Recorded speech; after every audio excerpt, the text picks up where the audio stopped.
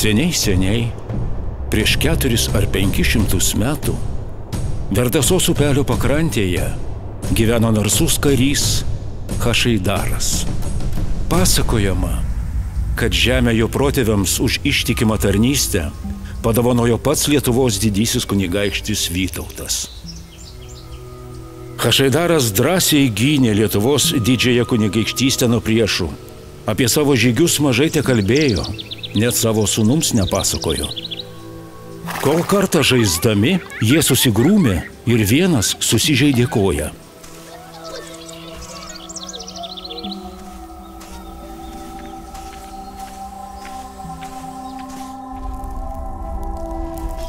Raminant sūnų, Hašaidarą aplankė prisiminimai.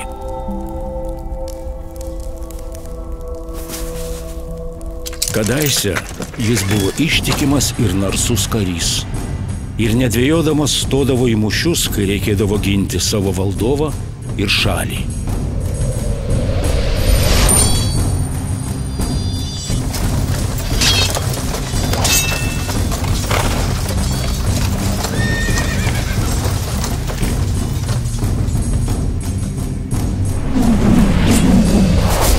Tačiau kartą mūšyje buvo sunkiai sužeistas.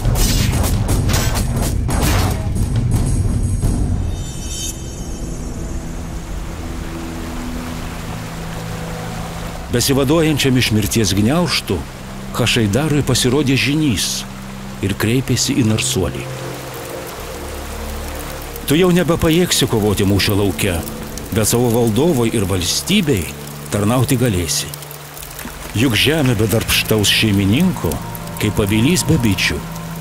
Pastatyk puošnų dvarą, rūpinki žeme ir aplinkinių žmonių gerovę. Ir tavo vardas išliks per amžius. Netgi miestas bus pavadintas tavo garbei. Atmink, kad kario drąsa ir išmintis reikalinga ne tik mūšio lauke. Žynio žodžiai suteikė Hašaidarui jėgų. Jis ėmė sparčiai sveikti ir išsipildė tai, kas buvo išpranašauta.